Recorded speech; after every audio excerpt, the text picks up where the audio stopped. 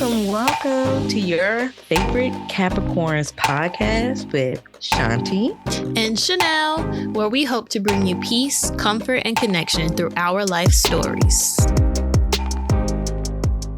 Well, hey girl, how are you feeling this week?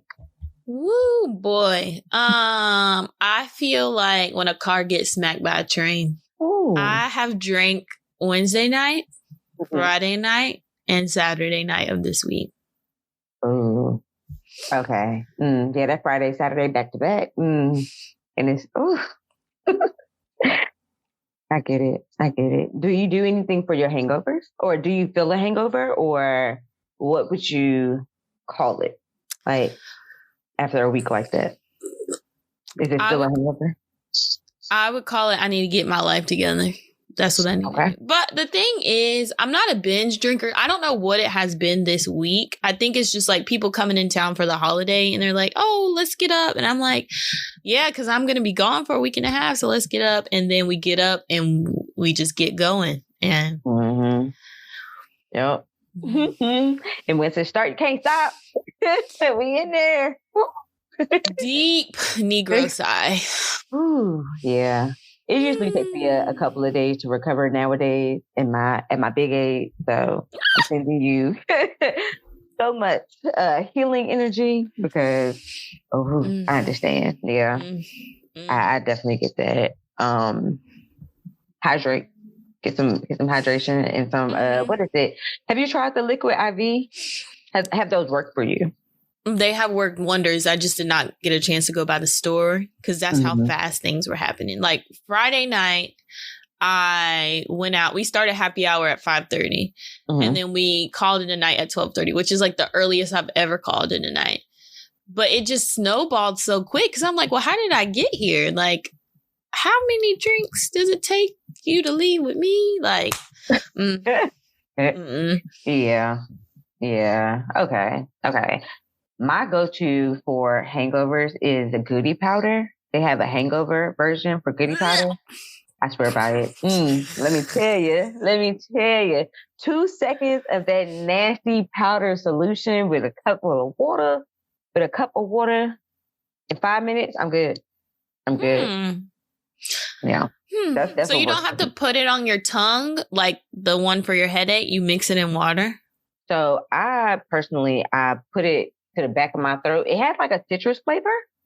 Okay. So I pour the powder to the back of my throat and then just drink a whole bunch of water. So I don't taste it for too long. It's not a good. It's not that great. I can't do a goodies powder. It makes me gag. My dad can do them like that. Like he will whip out a goodies powder out his pocket in a minute. First of all, you're not supposed to be keeping it in your pocket like that. Yeah. Yeah, but it has a citrus flavor, so it's not too bad. But it do have that little twang of the goody powder. I might have to bust that out today. I'm gonna go get some liquid IV because I got to get through the week because I have a busy week because I'm leaving on the 21st and I won't be back to work till the 2nd. So I have I need to tie the loose ends up. Okay. Don't want nothing coming to unravel over the break. I don't blame you.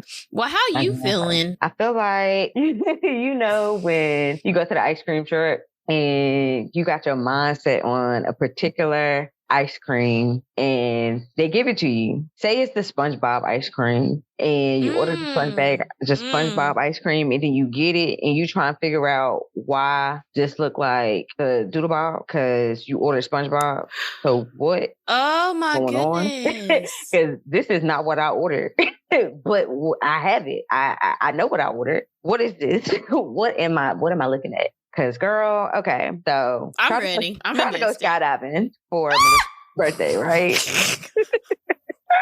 Let me tell you, girl. So the appointment time is at 1 o'clock. 1 o'clock. Okay. We get there early. Check in.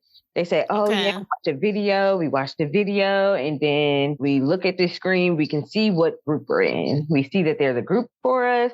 And we see that they got a 16-minute countdown. And then we're the next group. Okay.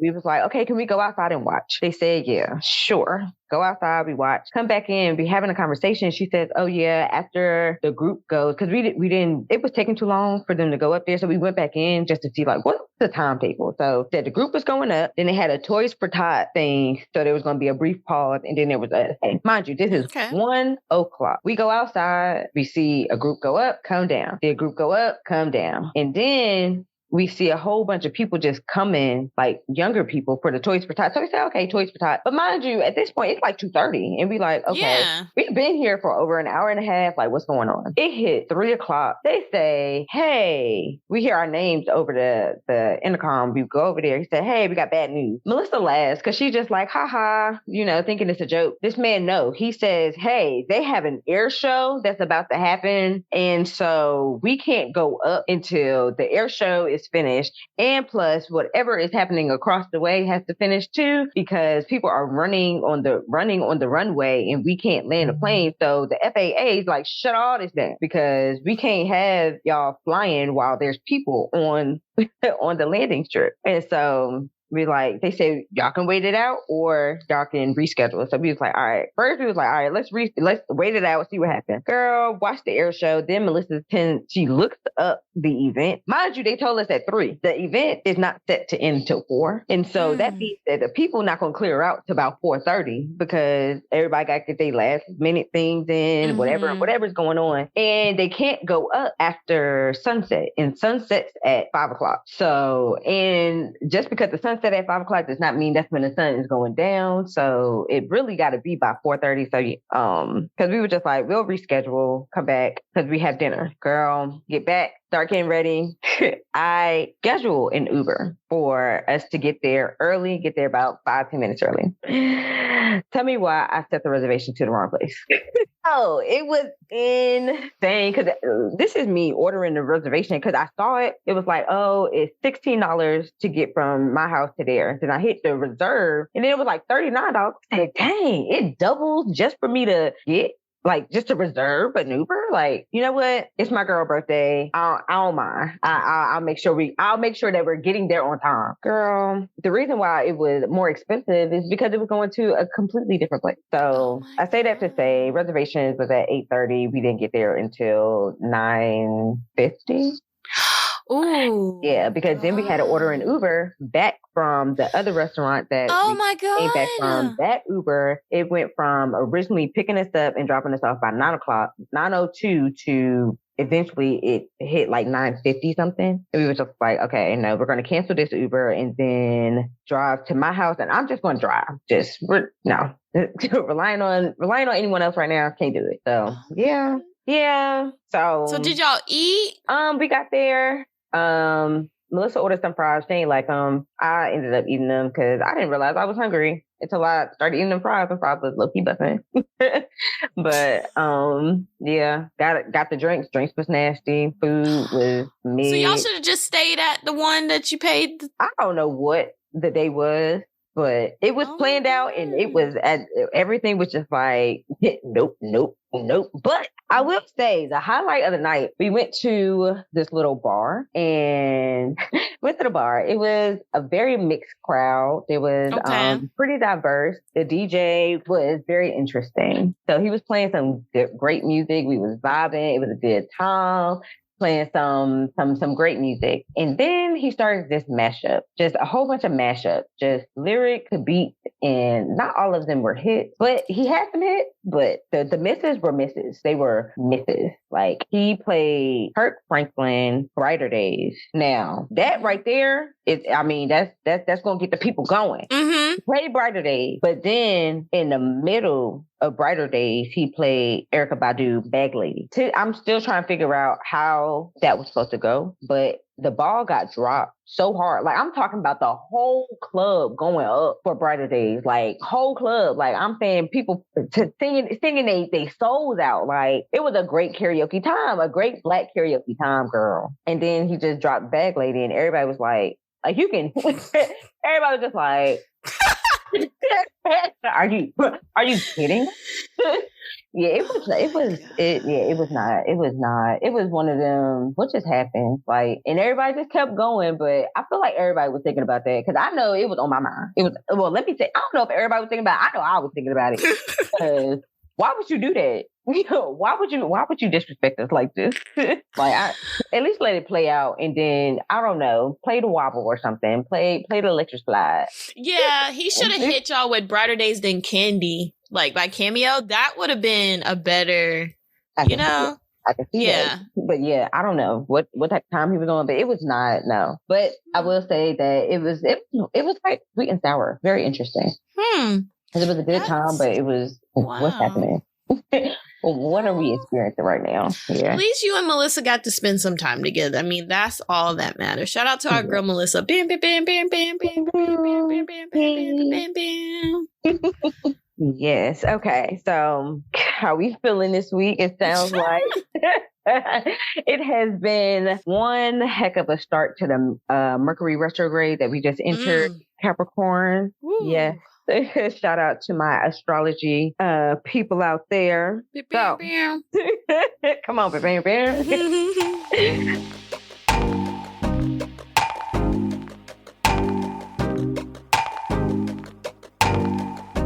Do you have a Black business for us this week? I actually do. So backstory, I got my hair colored last January for my birthday. It was like January, February. And I have not been taking great care of my hair. It's thinning a little bit on the ends where the color is, which I know my hair never takes well to color. So I have to go like above and beyond to make sure it doesn't break off. So I was using a different product, but it was really drying my hair out. So I am starting to use Camilla Rose again. And I actually dropped off from them. Like I was using them heavy here and there. And for like maybe like 2013, and I was like, I think I'm gonna switch it up. But I have found they have this new shampoo and conditioner. It's a repair shampoo and conditioner, and it works wonders. It smells beautifully. What's the scent? Ingredients are, it's like a herbal scent. So kind of like an essential oil, but it's not like overpowering because sometimes essential oil smells can be overpowering for me. I'm very sensitive to smell. So it smells great. The shampoo, when I wash my hair with the shampoo, you know, some shampoos make your hair extremely stiff. Like one shampoo I used one time made my hair like mat up really, really bad. But this shampoo like really cleanses and clarifies. And then the conditioner, I don't even have to use a lot because I'm a conditioner girly. I'm a get a dime size is not enough. Don't know who made that rule up, but that's not enough. So yes, their shampoo, their conditioner is amazing. Their whole line is amazing. They use a lot of like natural products. They don't try to put a lot of chemicals in their stuff, which is, I appreciate that at all. So you can find them at they just came in Walmart. So they're at Walmart, they're at Target, they're on Amazon, they're at Ulta. So definitely check them out on their website, online. They always have sales, especially around this time, Christmas time. So go get you some for all my natural hair peoples. Come on, definitely check out Camilla Rose. Awesome. Okay, I've definitely tried their leave-in conditioner, and I remember I liked it. It's definitely on the watery consistency side. Like it's not like a thick consistency. The one that I tried. So yeah, I like that recommendation. So my Black business of the week is Styles of a Curvy Girl, which is a blog and a fashion business, let me say. So Moody, please don't beat me up if I mispronounce your name, but her name is, I want to say it's Johnny, Jonice. I know her by Moody, but this is her brand. And she is fly. Okay. That girl, every time I see her, she dressed to the nines, okay, from the head to the toe. And generally it's her stuff. And so it's always a good time watching her style her products. And she does it so well. And so I've definitely ordered a couple of things. I have a sweater. It says made thick. That's my type of that's cute. That's my type of time. So I love her brand. So I wanted to give her a shout out. Styles of a Curvy Girl. You can follow her at shop SOACG or at her website at shopsoacg.com. Okay. Yeah, so those were our Black businesses for the week. Make sure y'all go check them out. Shout us out. We ain't done no brand deals yet, but we speaking it what? Into existence. Okay. Do you have anything that you saw on social media this week that you want to discuss? Let me go to my likes because I know it has been some crazy ass shit. Let me see. Let me go to my likes. Well, do you have something while I'm scrolling on my likes? Ooh, these meatballs. I need to make them. Come on, meatballs. So I actually have something that's not necessarily funny, but it was something that helped me thinking. Okay. So I read a tweet. It says birthmark equal reveals karmic debt, freckles reveals karmic debt, scars reveal karmic debt, and then moles and beauty marks are the only feature that will reveal merit on the soul, meaning positive accolade the soul has received from previous incarnation. So I want to ask, do you have any birthmarks or scars? I do have a birthmark. I have a birthmark that stretches from my left thigh, my right thigh. Mm-hmm. Like from bottom of like my back of my kneecap all the way to my right thigh, all the way up to my butt. It's a darker color. Makes my butt look dark. Yeah.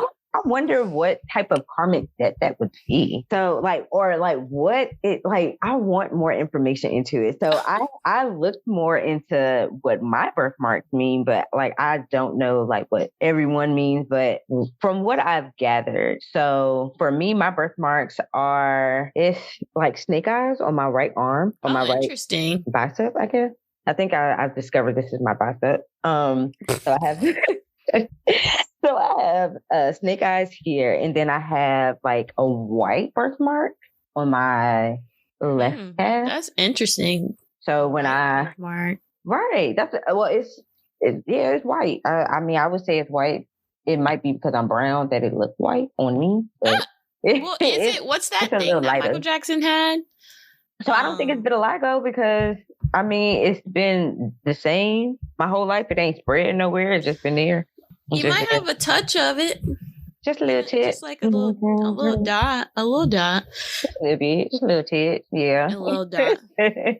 So when I looked it up, my arm, I want to say that it said that I am meant to pretty much be a homemaker. And I said, you know what? That makes sense because I've always wanted to be a housewife my whole life. So I said, okay, that makes sense. Because I mean, even down to elementary school, I just wanted to be home, me and my kids, taking care of the kids, taking care of the house. That's all I wanted to do. You're right. You've said that since the day I met you. Somebody come wife her up, please. Okay, listen. So, the left half means that I'm an adventurer. That makes sense because I do travel a lot. I've been out of the country 3 times this year alone. So that means I definitely need to look up mine then because I have no idea. I was just it's there and that's my identifiable feature. That's about it. That's all I got. Well, I do have something on Twitter. Now, this isn't funny. It's just one of those things where it's I'm going to just explain it. We can talk about it. So, that pastor, his name's Michael Todd. I think it's Michael Todd. You know what I'm talking about? Because you know where I'm about to go with this. So now, I was raised very Southern Baptist. You went to church, you wore church clothes. We was at church every day of the week, whether it was a bake sale, garage sale, practice, we cleaned the church. So involvement. Okay. I was volunteering at a very young age, honey, very committed. So I watched his sermon the other day. The way that he preaches is so metaphorical. He always uses metaphors. And I'm are you trying to make this relatable content or Like how, I don't know. I'm just not used to that like new age preaching. Like he got on stage with some Jordans on, a Cuban link, and a bust down watch. Okay. Pretty flashy. Pastors I know ain't wearing that. And then he got the nerve to be like, and we're all the same. Even I'm the same as you. Sir, I'm not wearing a bust down AP. Mm-hmm. I don't even have an A or a P. I don't even got no Cuban to a link.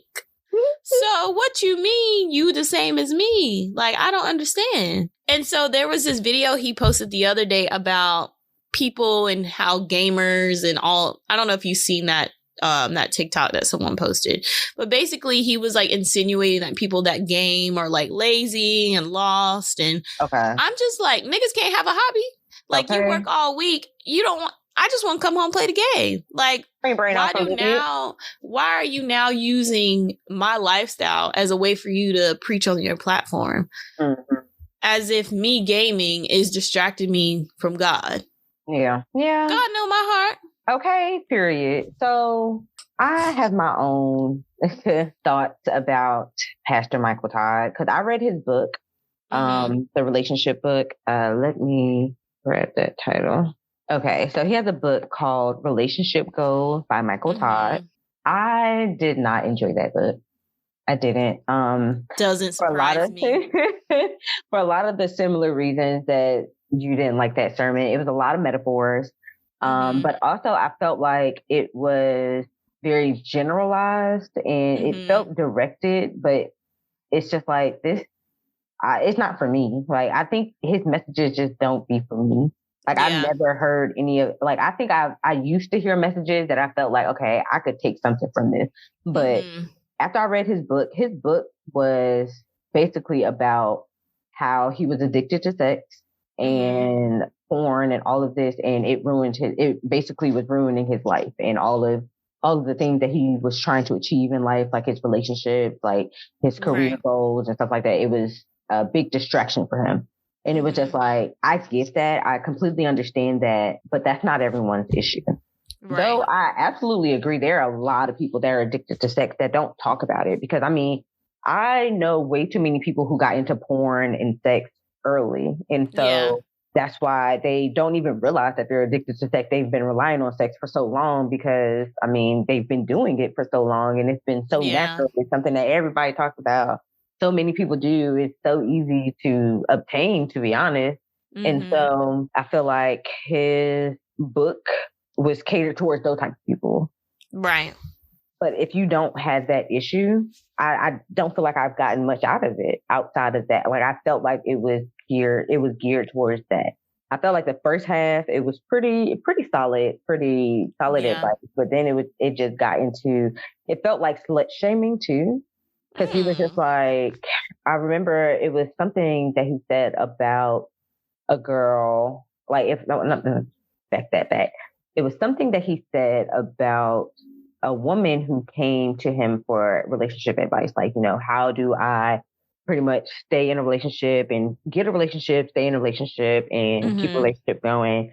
And it was a lot of, well, close your legs and open your heart type of thing. And it was that type of vibe. I was like, yeah, no, that's not how that works. What if that's not even her issue? That's my thing. Yeah. I mean, not everybody is out here just spreading their legs on a first date. I mean, there are people that have sex on a first date. Some people that have sex on the couple second first date. Like, I mean, like, it couple second first dates. But yeah, I'm all for do your thing. Be protected. Be safe, but do your thing. Like, if it's on, the God lays it on your heart to bust it open, then bust it open, baby. Okay. Bust it open, and I'll tell her bring it back. God, I ain't judging nobody. As long as I'm not judging nobody. That's all. You say yes. You say yes. Mm-hmm.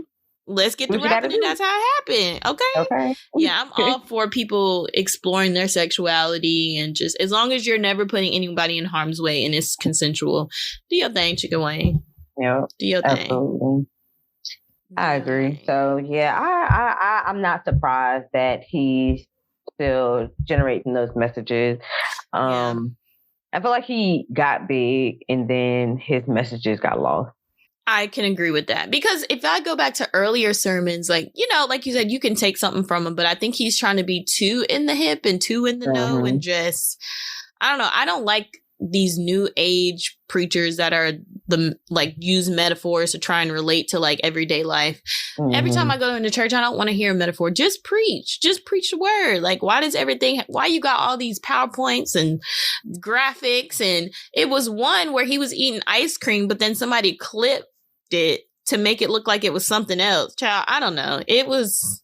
Oh, is that the one where he's sitting in front of the computer? Yes. And I was like, because looking at it, I'm like, why this man got... But then somebody underneath was like, somebody clipped this, and he was talking about ice cream and gluttony and all. I'm just like, oh my God, Then there was one where he spit on his hand and put it on somebody's face. Did you see that one? What? Yes. No. He spit on his hand and rubbed it down somebody's face. That's where he lost me. Because I'm like, it ain't nothing in the Bible. It ain't nothing in the Bible that said nothing about spitting on nobody and putting it on their face. Nothing. Not nothing. But anyway, he's an interesting character. He's not my cup of tea, but if you like him, if y'all like him, hey, he's just not my cup of tea. What Miss Elliott say? Open your mouth, give me a taste. Holla. No. No, thank you. The way my neck would have snapped a bit. Me. We would have been scrapping. Sorry. I agree. Jesus, play Nuck if you buck. Okay. Okay. See, I'm a gap. Pistol holding the girl on the No. Yeah, he would have been drugged across the stage. Don't play me. But shout out to the pastors out there that preach sermons for the real people, the people that are listening, the people who are opening their minds and their hearts to receive a word from the Lord in Jesus Christ, because we out here and we don't need no force. We don't. Shout out to the pastors that don't wear bust down APs. A gold cuff link or two, that's manageable, but a bust down AP and a Cuban God. I almost lost my water there. Can't respect it. Don't respect you. I feel it. And if it ain't directed, it ain't respected. Oh, do we want to make that our title for the podcast? Oh, yes. Yes. If it ain't directed, it ain't respected. Okay?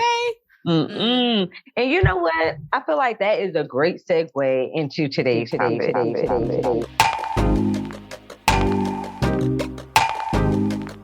So today I want to talk about, have you ever been in love? Have you ever really been in love? Let's go there. Yeah. I like that you put the really in there, because because you feel something, you may call it love, but then you sit back and you allow emotions to settle, and you realize that you were caught up in the emotions of it, and it wasn't really love, it was lust. So my first question is, how do you determine whether it's love or lust? For me, love is a feeling. So, and it's crazy because I was laying in my bed the other night and I was thinking about this. So it's crazy that we're talking about this, but I get a feeling.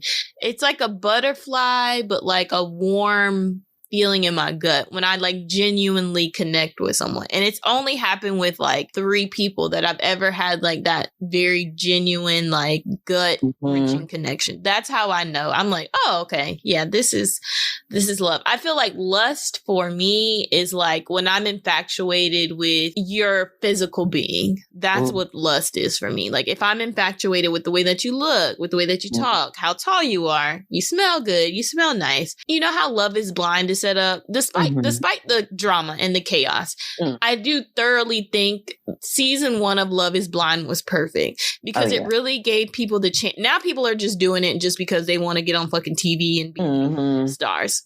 But I think season 1 was like the most authentic that we're ever going to get because one, people didn't even know what they were getting themselves into. But I think people also allowed themselves just to be vulnerable without thinking about what that person looked like physically. And so sometimes I wish that I could date like that. And I'm working on like my mindset, but like I wish I would not pay so much attention to like what the person looked like versus how they made me feel. So yeah, work in progress. Yeah. I feel like you'll definitely get there as long as you keep working at it. If that's something that you genuinely want to do, I definitely feel like it's possible to achieve that goal. For me, I just have very strong emotions. And so it's a bit difficult for me to decipher whether it's love or lust unless time has passed. Okay. So for me, I feel like if my feelings continue on past 90 days, it's genuine. It's real, and it's more than likely going to last. Now, if before the 90 days come, I realize I've been going a little too hard because I just been in my feelings, it's more than likely lust. Like I've seen that. That's a tried and true method for me. If I cannot see myself marrying this person after 90 days, I'm really not. It's been lustful. Like I genuinely just, it's not meant to be. But for example, one of the last people that I dated, I think it took me a couple months. Like at first I was like, okay, I'm with this. Like this person wants to be with me. I love that. Yeah. They're showing me everything that I've been looking for in a partner. And it was a lot of, okay, I enjoy how this person makes me feel. Instead of, I realized that I was focused on that at first. And then once I shifted my focus to, okay, I understand that I like how I'm feeling right now. And I understand that with this feeling, we could probably go far. We can probably do this for a while. However, then I started shifting to say, okay, is this someone that I want to be with? Like, yes, they're making me feel good, but do I actually like this person? And that's the thing that I realized that maybe it's selfish. Maybe I approach relationships in a selfish way because I expect myself not expect myself. I go off of how I'm feeling. Like, do I feel good? If I feel good, I'm going to continue. If I don't, no. But also, I mean, if we vibing, we vibing. But I mean, I feel like it don't take much to vibe. I mean, you either got it or you don't. It ain't tricking if you got it. Okay. Shawty, you know that I got that bag. Come on. You don't even have to have anything you want to. Because I can make it rain on you. It ain't tricking if you got it. What you asking for? Oh, that's T-Pain, right? No, it's not. It's T-Pain, but it's some other niggas from Atlanta. I forgot. Well, shout out to them. They knew what they were talking about. It was somebody else too. I can't remember who it was. But shout out to T-Pain. Okay. Shout out to T-Pain. A legend. But yeah, I genuinely feel like I've started looking at the person as well. I get wrapped up in my feelings of the situation that I don't pay attention to the actual person. And if we're actually compatible, do I actually want to be in this? Can I see myself with this person? Because I think that that last relationship was a test of times for me. For sure. For sure. Because it was not a relationship, but I feel like we were doing a whole bunch of relationship things before even being in a relationship because I was allowing it. And that is what, ladies and gentlemen, a situationship. Okay. Situationship. Come on. Situations will arise. Come on. In our lives. But you gotta be smart about it. Hey, we forgot.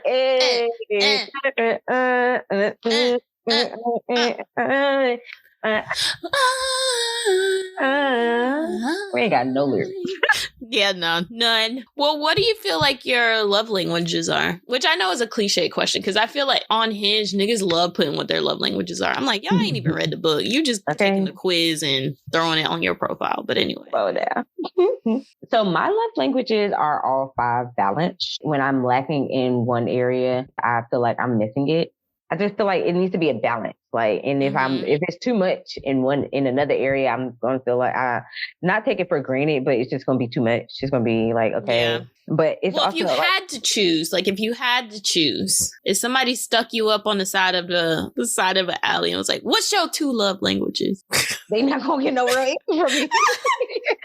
Because it's been a change in a couple months. Because I'm like, okay, so you touching me and buying me gifts. Why you don't help me take out the trash? You don't do other things. Like what else? There's physical touch, acts of service, receiving gifts. Is giving gifts one of them? It just says gifts. I have it pulled up. It just says gifts. So I don't know if it's giving or receiving. So gifts in general. Yeah. Quality time. I think you said them all. You said 5, didn't you? I said 4. So there's physical touch, quality time, acts of service, gifts, words of affirmation. Words of affirmation. That's it. Yeah. Because, I mean, okay, say it's words of affirmation and acts of service. All right. Well, we ain't spent no quality time and you ain't touched me in a while. Okay. You tell me I'm pretty and you make sure that things are taken care of. But I mean, dang, I ain't seen you. I haven't touched you. I haven't smelt you. Like, okay, I'm seeing and touching you, but dang, we ain't been nowhere. You haven't helped me with anything. You see me doing stuff. Like, I just feel like I need all 5. Like, I can see a reason for all 5. Okay. I don't know. Maybe that makes me needy. I don't know. Hey, it's your world. We just living in it, baby. It's your world. We just living in it. I will say mine are probably acts of service and quality time. I am not a words of affirmation person. I'm just not. Okay. If you want me to tell you how I feel, I'll tell you. I'm a doer. And we talked about this last time, but my presence is literally a presence. So if I'm in your space, we're breathing the same air, that is great for me. If you spend time with me, I'm fine with, we don't even have to talk. We don't have to say anything. Just be in the same room. And maybe we can just be silent. And then acts of service. Acts of service. Go get my car clean. Bring me some food. And you got my order down to a pat. Go to Chick-fil-A. You know that I want a 3-piece tender meal. Come on now. 3-piece chicken strip meal. 2 Polynesian sauces. 2 Chick-fil-A sauces. 2 packs of mayo. If I'm having a little queasy moment, give me a Sprite with light ice. If I want a little flavor, get me a Sunjoy with light ice. If you can figure that out, and if you toss in a cookie or a brownie, sir, come on, bring that ass here, boy. Take it to the universe. Bring it. But that's for me. Like, when people do things for me because I'm such a doer, it just is like, yep, you the one. You the 1, 2, and the 3 to the 4. Okay. Well, see, I definitely get that. I see. I need the touch. Like, I need that quality time. Like, I need it. Let's melt skin. I want to mesh. I need it. Don't touch me. Yeah. I need it. I see my. Yeah. I need it. Need it. Yeah, I definitely get that though. Having someone who understands you and is willing to go that extra mile to make sure that you're happy. I mean, and whatever that looks like for you. I mean, for me, I just feel like whatever my love languages are, if you're able to make it happen and make sure that I'm satisfied on all fronts, no matter what they are, no matter what it is, it's appreciated. I feel like we're compatible. But if not, then we're not compatible. And I feel like people get stuck in this being with somebody that they're not compatible with because of other reasons. Well. Is that lust? Is that lust? Well. What do you mean? I'll never forget. I had someone tell me that, somebody asked me to cuddle because their girlfriend was not a cuddling person. And they knew that I wasn't going to have sex with them, but asked me if I was open to cuddle. While they had a girlfriend. Yes. But my thing is, why would you date someone who wouldn't cuddle you? That's weird. You know you want to cuddle. You know you want to be touched on. Get somebody that's going to touch on you. Not everybody's affectionate. And that's okay. Y'all are just not compatible. And then when I brought it up, it was just like, well, why would I break up with her? Well, why would you be in this relationship? That's the real question. I have real questions here. But I mean, I also believe that whatever works for somebody works for them. I mean, they're no longer together. But well, I mean, not surprised there. Not to say I called it. That's really I called it. It was just more so that just feel like people should be happy with who they are and allow themselves to be. Maybe people aren't honest with themselves. I think people want that connection versus being honest with themselves. Like people just want to have a person and they're willing to sacrifice honesty and they're willing to live in a delusional ass land. And I am queen delusional. So I'm speaking from experience. I was willing to live in delusion about a man that I was with because I wanted to be around him so much. Like I was willing to ignore literally every red flag, and it led me to a place of very, very like depressed place when he finally was like, yeah, I don't want to be with you. And it's like, excuse me, all this after we literally spending the night doing things with each other, like I'm sleeping over your house, you're sleeping over my house, like giving boyfriend and girlfriend access to somebody that's not your boyfriend girlfriend, just for you to be in a relationship 2 weeks later. I don't. That was a very, very like I don't think I've ever felt that low before. Sorry, it was I was in a very dark place, but now look at me. Okay. I'm doing well. I'm thriving. I got a master's degree. I'm making money. Come on now. You know, and it's crazy because when you're in those like deep pockets, you're just like, this is the worst. Like, I'm never going to get out of it. And then when you get out of it and you look back, you're like, girl, what?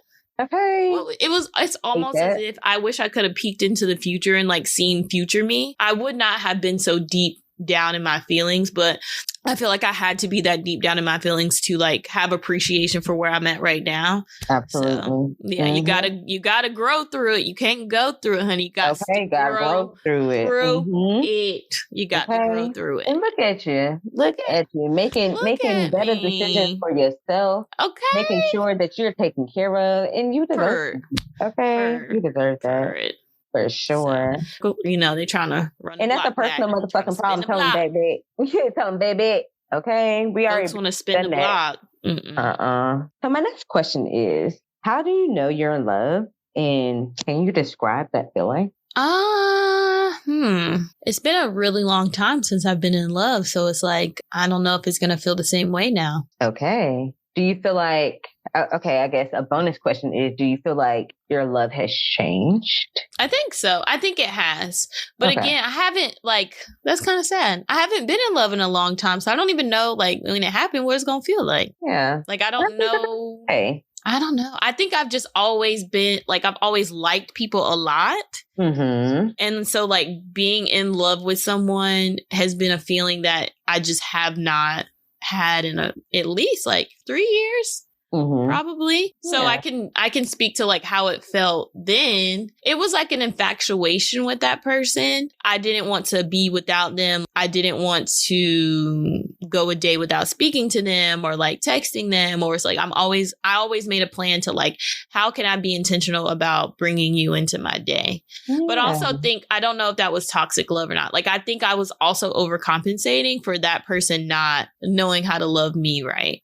And then by the time that person got to the point where they were like, oh, okay, I know how to love you, I was kind of over shit because I had been overcompensating. So I don't really know. I don't know what that's going to feel like. Okay. So what would you want love to feel like, I guess? I want to genuinely wake up and be happy to be in your presence every day, elated to be in your presence. I want to just feel so happy about this human being sharing the same space as me. And you know me, I don't like folks in my space. Mm-hmm. I genuinely want you there, your physical presence, everything. Maybe you can even touch me. Come on now. Maybe you can even touch me. Maybe you can even reach out and touch. But I just want it to be very pure, not manipulative, not gaslighting. And I say that because I've been to a lot of weddings. A lot of my friends are married. Mm-hmm. And all of the weddings that I've been to, there's been this feeling of pure love at their weddings. Mm-hmm. And I can feel it from them. That's how I'm going to know. It's just a feeling that I have because I'm a big energy person. Going to the weddings that I've been to and watching them say their vows and just, their first dance and all of those things, I can genuinely feel the love. And I'm when I'm going to know it's my person when I feel the same way I feel about going to other people's weddings. When I get that feeling, that's how I'm going to know that that's my person. I love that. Yeah. Actually, yes. Now I know. Well, okay. Glad we walked through that. Thank you, therapist, for walking me through those steps. Sometimes it's definitely just thinking through your own thoughts that helps you get through it. You know, I mean, sometimes you really do have to say things out loud, which is something that I'm learning. So for me, how do I know that I'm in love? So I feel like I've probably really only been in love once. And I feel like the way that I loved before is not how I love now. Let me say that. Okay. When I was in love before, I would describe it as loving someone, or let me not use the word I'm describing in the definition. I would say it is making the conscious effort to understand the why of a person, being at peace with knowing that they're not a bad person, knowing that even though things may not be all rainbows and sunshine, I understand that it wasn't malicious actions. And before, like, I would say that my love was very pouring from an empty cup. It was, I would give all of me without anything being poured into me, including myself pouring into me. So that person wasn't giving back. I wasn't giving back. It was a very empty pour, but I was loving from a place of lack instead of abundant. And so I feel like before, love felt like needing a person. It felt like the only way that I'll be happy is if I am in this person's presence and I'm happy with them. Like it was more of a codependent relationship. It wasn't, I don't feel like it was a stable, committed relationship. It was just me in my delusion feeling like, you know, I like this person. I know who this person could be. And so I'm going to put myself in this position with this person because I know that they can be a great person. I know that we could, coulda, woulda, shoulda. It was a lot of coulda, woulda, shoulda. Yeah. It was me and my imagination running away with me. And so I realized that's who I was before, but I feel like I had a relationship that changed my entire view of everything. Because I felt like I felt myself providing from a place of lack. I was never giving from a place of abundance, of a place of fullness, and as if I had something to give. I was giving like I had something to give when I wasn't even giving myself nothing. And I saw it when I started dating a guy. I felt myself quite literally needing his attention. And I was like, Shanti, do you not have a life? Girl, there's anything. Stand up. Okay. Like, do you not want to, do you have nothing else to do but to wait for this man's phone call right now? The fuck up. Like, child, let me tell you something. Girl. Queen of sitting the fuck down. Okay. Okay. Listen. Because I felt like that's definitely who I was, but I was doing that because I didn't love myself. Once I realized that I need to love myself and get more into me and who I am and what I need and those type of things, I was able to see if somebody else was giving me that, if I was getting that from somebody else, if I was able to get that from somebody else, if I was able to allow myself to be myself around somebody else and recharge. Can I even recharge with someone else? Because I mean, the world gonna take it after. Come on. For me now, love looks like being able to be at peace in space and time with someone else. Like, I don't feel like I need to put on a mask. I don't feel like I need to put on someone else. I can just literally just be myself and not feel like, oh, are you going to hate me after this? Are you going to feel some type of way? Because I ain't said nothing in 10 hours. We done woke up, brushed our teeth, ate food, watched the movie, ain't said 2 words to each other, but just know that that's my type of loving. Girl. And that's why when you said, your presence is a presence, I get it. Trust me, I get it. I completely agree. And I feel like for me, I love falling in love with a person, like who they are as a person.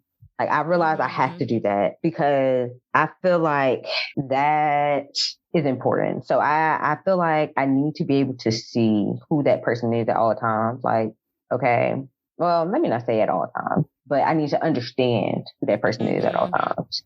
The love that I have now for my significant other is I feel like I've grown to love the person, who they are, not for what they do for me and what they can do for me. The first person I loved, I definitely saw a light within him. I can see that he will be a great husband, a great father, a great partner. I can see that it's possible, but he has to want that. I can't sit here and love someone until they make the choice to do that. I can only control myself. I can't control anyone else outside of myself. Love is a choice. Love is definitely a choice. Or maybe the decisions that you make in love are choices. Because I mean, people say, oh, when you're married, you got to wake up and choose to love your partner or stay married every day. And I don't know, that kind of feel like a chore, no? That definitely it's giving chore. Yeah. And but, I can understand that, though, because some days are hard. And I think also, especially when you have kids involved, because sometimes you really get to know a motherfucker when y'all got kids.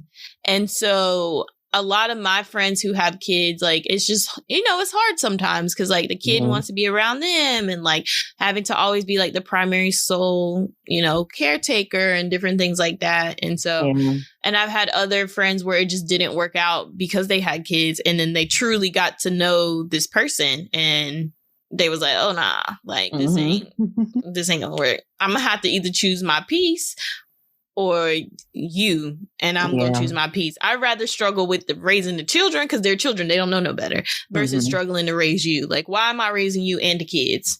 That don't make sense. You not saying, and another thing is that cliche thing where people are like, you need to come to me whole. I'm not asking for that. You don't have to come to me whole, but at least definitely come with some type of emotional awareness, intelligence. That's my biggest pet peeve. I do not like dating anyone who can't process their emotions. You don't even have to have the words, but at least if you can process it, then we can have a conversation about it. That irritates me when someone can't, we too old for you not to understand that you're frustrated because XYZ, or that you're mad because XYZ. I don't understand. I don't understand that. So. Yeah. I definitely understand it. So for me, that whole kid thing, that is a whole thing for me because I intentionally don't have any children right now. This is intentional because I know I've seen it. I've grew up with men who are okay with not taking care of their responsibilities because the relationship ain't where it want to be. And so I always told myself that I would never give anyone a child who could not step outside of us and realize that it's so much bigger than us. It's not just us. We're literally raising someone from scratch. I started looking at things are they a leader within their community? Can I trust them to actually take care and raise a child? And so what are they doing that looks like fatherly qualities and stuff like that. So I'm glad to say that the people that I did think would be good fathers when they became fathers, they were good fathers. My brain be thinking the right pathway, because I feel like no matter what, I never want to give anyone a child that would just up and disappear just because we ain't working out. That's some selfish shit. That is very what are you talking about? The child did not do a damn thing. You cannot like me, but you can't dislike your own seed. That's crazy. That's crazy. And that's one thing, bro, you thought I'm gonna do this? You can come pack this up. Down to the courthouse we go. Girl, ain't no courthouse, baby. That baby won't exist. What are you talking about? Oh, now we ain't even made it to the birth. We're not making it there. We're not making it to the birth. We're not making it to the birth. I'm definitely pro do what you got to do, baby. Okay. Do what you got to do. Do what you got to do, baby. First of all, how do we even get here? I feel like I have been very intentional. I ain't no reason for me to slip up now. I know that's right. No reason for me to slip up now. Oh, nah. It ain't happening. Well, do you feel like the relationship that you have with your parents affects how you receive and how you give love? I do. I absolutely do. I feel like for a long time, because I didn't have my biological father in my life, I was chasing a man's love for a very long time. I was very much a pleaser. And what do you need? I got you. If you need what you need, I got you. That type of, like, I was always ready to make sure that the person I was with was taken care of, so they had no reason to leave me. Right. We're not gonna mention names, but you know who I'm talking about. The skinny one. Girl. Child. I was like, the one that she like it. That one. She like it. I love it. But I am side. I never liked him. Like, I just never did. I'm like, I don't know. Give me my money back. I don't know why. It was something in my spirit, and it was like, this ain't. I love him. We going on vacation. Oh. Went on vacation. I paid for it. I paid for it. Let me put on my makeup. Woo! Not the clown makeup. Girl, that's where I was at with it. So yeah, I definitely saw myself like just being a giver. I really just wanted someone to love me, to be honest. Because I felt like, I also grew up with a mom who was chronically ill. And so I didn't get to see her that often. And actually have conversations with her because she was either at dialysis or working 40 hours a week. Like, she was making all of this. And then when she was home, she wanted to do her own thing. As she should have. She an adult. I think about it. I wanted a parent, but at the same time, she want to live her life too. And so it's just like, I'm just here like, this man don't want to be my father. And, I can't blame my mom for who she was. Yeah. She had her own life. And so I felt like I was always looking for love. And I had really deep abandonment issues that I'm still to this day working on. Because I'll leave before somebody else leave me. Because, listen, you can't leave me if I've already left. And so it's impossible, physically impossible. Okay, because I'm already gone.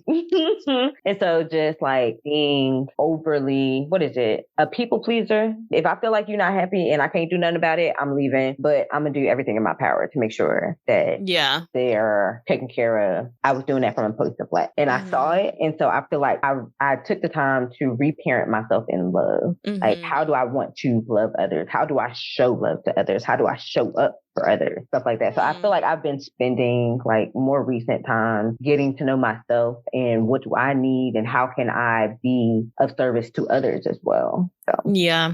I think for me, it's difficult. I don't usually tell people I love them. I can count on both hands how many times I've told my dad I loved him in my 29 years of living. And just even the way I was brought into the world was a little fucked up. As I grew up, my dad wasn't in my life as much. My mom was a single parent, always working. So I got to see somewhat of a healthy relationship, but never that commitment. Like never, I don't know what it looks like to see a committed older couple.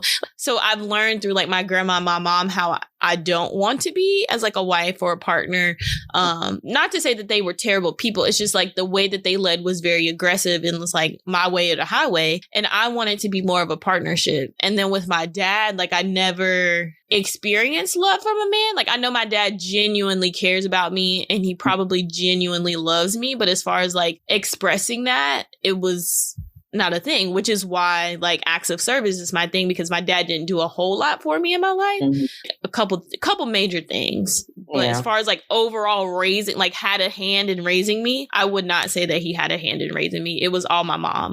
So when I say acts of service, it like that is what confirms for me that you love me or you like me, is like when you do things. And it doesn't even have to be monetary things. It could be simply you leaving a note, you know, have a great day in my lunchbox or on my desk. Like those little simple things are what makes me feel loved and appreciated. And then like my mom and my dad they were together for the creation of me, and that was it. It was never like a real relationship. So they never really got along until now that I'm older. Now they have a pretty decent relationship. But when I was younger, it was just like toxicity times 10. So again, I never got to see like a healthy representation. On my mom's side, none of them have ever been like, my grandma had 11 kids. None of them have ever been in a successful marriage or situation, or maybe one or two. But it still was toxic in a way because they were still leading. Like the women lead from a very aggressive standpoint. On my dad's side, now all of them are married. So my dad's side, there's 5 of them. And out of the 5, 3 of them are married. So yeah, I think the relationship between my parents, there was not one between them. And I always think about that. I'm like, I wonder if things would have happened the quote unquote correct way, how different I would be. Would I have gone through some of the treacherous ass relationships I went through?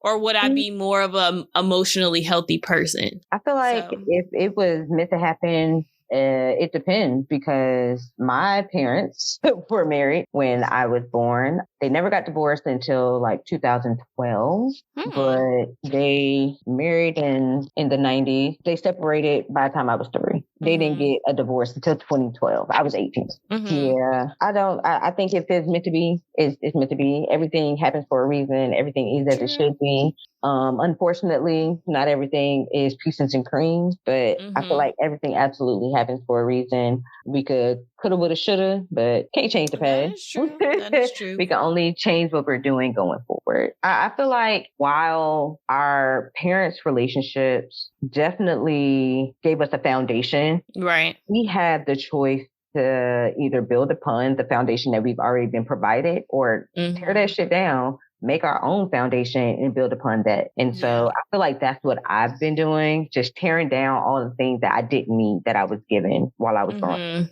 So, I mean, we all get taught lessons and how to live life and all of that just as we're growing up and getting older. And as adults, we have the ability to either make the choice to, all right, am I going to continue with this lesson that I've learned, or am I going to try to combat this a different way or come at this a different way? So do you believe it's possible to be in your own way when it comes to receiving love? Yeah, I definitely think so. Sometimes I feel like I'm not good enough for that person, or I'm not good enough for them to love me. Sometimes I feel like I put certain people on pedestals that really don't need to be there, but then it makes me question myself, like, okay, well, I'm not grinding hard enough. I'm not building enough. I don't got my own house. I don't, like my finances are not in order. And I feel like that kind of knocks me out of the running with certain people. And then when they come on strong to me, I'm just like, you don't want me because I know I'm not good enough for you. Meanwhile, they're giving me all the things that I want and I need, but no, you don't want me. I don't have my shit together. And then come to find out, it's like, they're not even what I thought they were. So then now I'm pissed because, well, I done doubted myself. Well, you're not even who I thought you were. Yeah. And so I feel like I get in the way sometimes of the love that I deserve, that the universe or God knows that I deserve, versus the love that I think I deserve. I feel like those are 2 different pots. And so I'm trying to move my mindset into the love that God has intended for me versus what I think I should have. So I definitely do get in my own way. Yeah, I definitely think that getting in your own way is possible, because I do it too. I definitely understand the feelings of inadequacy and that just not being enough. I get that, because I too have been in that position to where I feel like I'm supposed to be someone else for this person that I know is so great. But I realize when I do that, I'm not allowing people to be human and be themselves, because as soon as you do something and it's outside of the box that I have put them in, who are you? Yeah. Where did you come from? Why are you? Hold up. You are not the person that I thought you were. I started to have to look at people like, who am I really dealing with? Listen. And I do that by listening. What are they telling? What are they saying to me? Because I feel like people will definitely tell you and show you who they are. You just have to listen. I mean, that's it. And don't ignore the red flags, because I will ignore them before that temporary feeling. It's kind of like when people are addicted to drugs. You know the drug is bad for you, and you know you possibly could die, but you will risk your life for that feeling that being on drugs gives you. And I feel like that's sometimes how it feels. I feel like I'm love drunk sometimes, or love high, however you want to put it. Because I will put myself in a box. I will put myself in a delusional ass land. I will make myself be miserable with someone just for that temporary feel good moment. And I'm so happy that I'm moving out of that, because that was a very, very miserable place. I would literally play house just so I can have a temporary feeling of feeling wanted and needed and desired. I'm laying up with you, but we're not together. Like, why am I doing this? You ain't my man. You ain't my husband. That's it. That's it. Just for you to turn around and be like, it's that favorite phrase, I'm not ready to be in a relationship.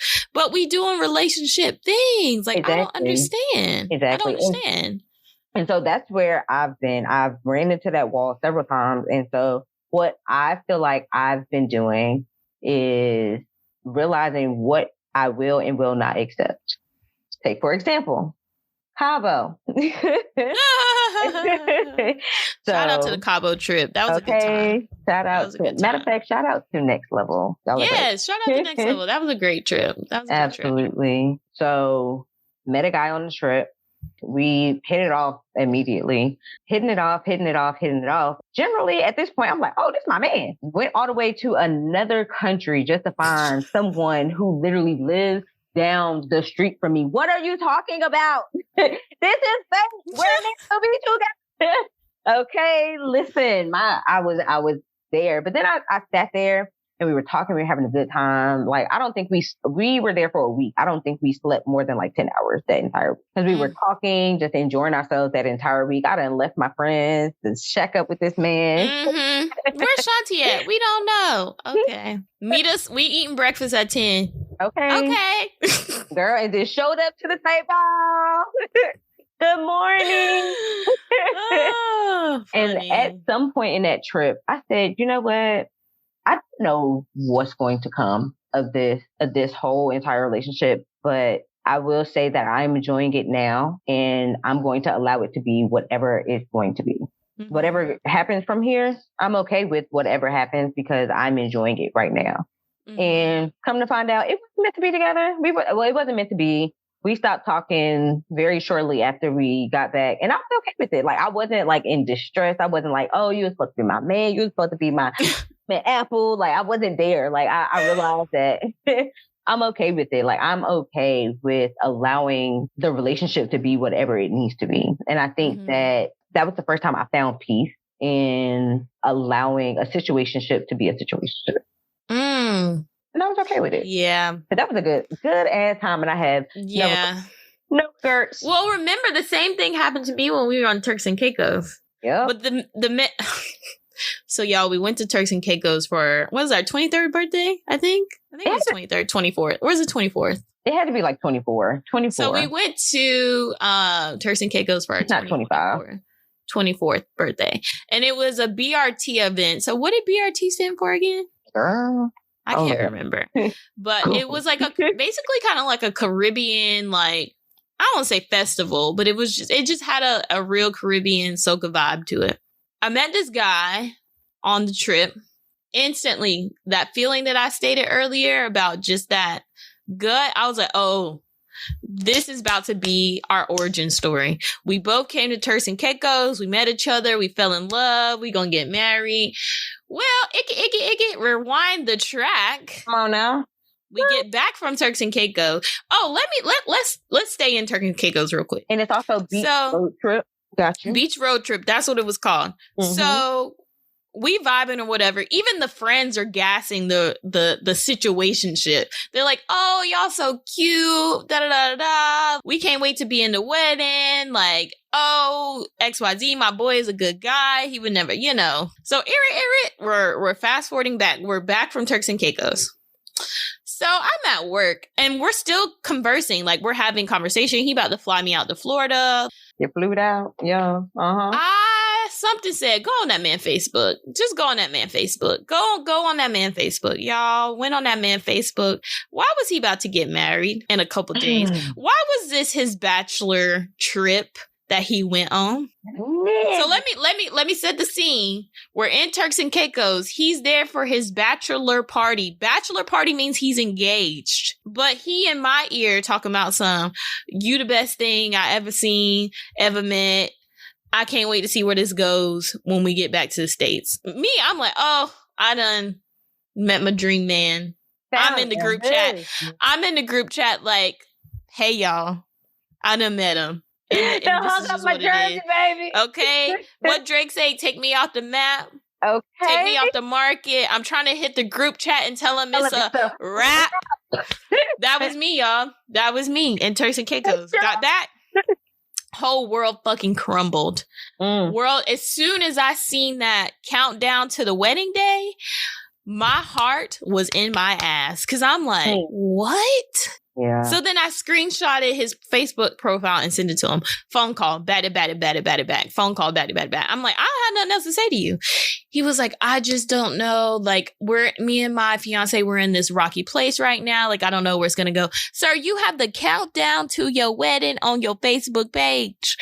On your Facebook page. Ain't deleted. And it's crazy because I distinctly remember one time we were talking on the phone and like he had to hang up abruptly. He was like, oh, I got a phone call from my boy. No, that was his fiance coming into the apartment. That won't know. So then I was just like, you know what, Lord? I don't know what I was supposed to learn from that moment. I don't know what I was supposed to learn. But I just was like, I got to start changing my dating ways because I cannot be so attached to someone when I first meet them and think that this is my man because I'm getting this little feeling.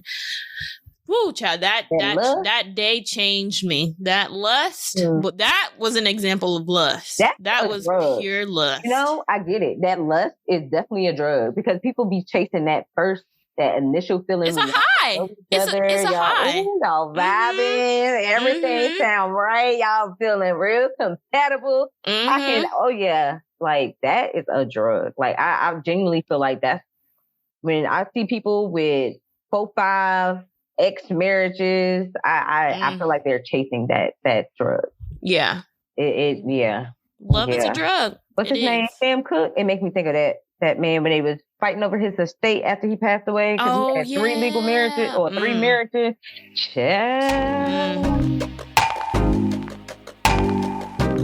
My advice is if you're struggling with love and you don't know what it feels like or you don't know what it means or you're questioning it, just sit with yourself. Get your therapist one. Therapy definitely helps you sort out your feelings. And just know that love is supposed to be the most purest thing that you're supposed to ever experience in your lifetime. If it's not pure, if it's not happy, if it's not genuine, okay, that ain't love, baby. And you have to, and this is cliche, but you really have to love yourself because if you don't love yourself and you're trying to love somebody else, you just pouring from an empty cup. You're literally pouring from an empty cup. And it's hard. It's hard to love yourself because how do you do that? And so what I've experienced is just like taking time to do stuff that you like to do, that you want to do. Just like being more in tune with yourself will help you figure out like how to love yourself. Like even on those days where you like, I look a hot ass mess. Say 5 things about yourself. Say 5 things that you enjoy. Journal. You know, if you're not a journaler, paint a picture, a voice note, something, you know, just spend time with yourself, like spend time in silence. Cause I feel like a lot of time we ingest a lot of like social media, music, all of those things send messages to you. So spending time in silence is really how you come to loving yourself, understanding what you need and what you desire, and put yourself first, boo. Okay. Put yourself first. And I will add that if you don't know what you like and you don't know what brings you peace, spend time with yourself to find that out because only you can figure that out. Only you know what's on your mind. That's the only way to figure it out. And my advice would be, I'm going to sound like a broken record, but enjoy yourself. Take all of that pressure out, especially when you just starting. Don't ignore the red flags, but enjoy yourself. If you are genuinely enjoying the date, enjoy the date. You don't have to have sex just because you're horny. You don't have to. And be mindful of those type of situations. Can split decision off of 2-second emotions. I mean, if you would have sat for another 10 minutes, he probably would have, spit on the ground, and now all of a sudden your pussy dry because you just like, One thing they will do is turn you off with the quickness, honey. Okay, the turn off. Like, I mean, taking that time. Don't rush the things. Enjoy yourself. Allow the moment to end and allow another one to begin. Don't rush through it. That is my advice. Experience what you need to experience. Don't try to control the experience. Let it be what it's going to be. All right, so we gonna hop into our Black facts of this episode. What you got this week, girl? So, if you know me, you know that I am a potato chip connoisseur. I love all types of chips. I love them baked. I love them ruffled. I love them deep fried. However they come, I love me some potato chips. So I was like eating a bag one day and I was like, I wonder who invented the potato chips. And actually, it was a Black man by the name of George Crumb. So George Crumb used to work for George Crumb was a chef at Saratoga Springs Elegant Moon Lake Lodge Resort. One day, he cut up French fries that were too thick, and the people were complaining, so they sent him back. So he decided to, you know what? I'm going to chop these a little thinner, refry them, and give them back to him. And that is how the potato chip was invented. Even Thomas Jefferson enjoyed them in France during his service as ambassador of the country. So, thanks to George Crumb, we now have potato chips. Oh, shout out to you, Mr. George Crumb. Sure you did. Ate that, left no crumbs. Come on now. Okay. Apparently, he also opened up a restaurant. I don't know if it's still a thing, but he opened up a restaurant called Crumb's House. Ha ha ha. Play on words because potato chips leaves crumb. But anyway, it's located near Saratoga Lake. So if you from Saratoga, can you let us know if his restaurant is still there and we can make a plan to go visit? Oh, yes. I would love that. Okay. Shout out to you, Mr. George. You did that. Okay. I wonder what flavors they had. Was it just I don't know. I think it was just plain. Yeah, it had to be plain. It didn't really go into detail. But anyway, he is the reason why we got potato chips. There are some stories out there that say he's not the original creator, but we all know how that go. Okay. Yeah. Well, my Black fact today is, did y'all know that the Black population in the United States in 1870 was 4.8 million? However, in the 2020 census, it was found that there are 46.9 million Black residents in the United States. So that means our race has increased more than 276% since the 2010 census. I don't know how that little blurb got that, but hey. But I found that interesting because I feel like that includes a mix of people that were counted and people who weren't. But now in 2020 is easier for people to be included. And so now we have, it may not be the most accurate, but it's a more accurate statistic of how many of us are really out there, because 4.8 million out of the billions of people that are in America, and now we got almost 50 million Black people. That sounds more accurate. Because we out here. You better report out the demographics. Okay. You know, I had to let people know we out here, we live and in charge. That's probably why we influence so many people and influence so many cultures, because we are so vast. Oh my gosh. It's amazing. Yeah, I love that. Makes sense.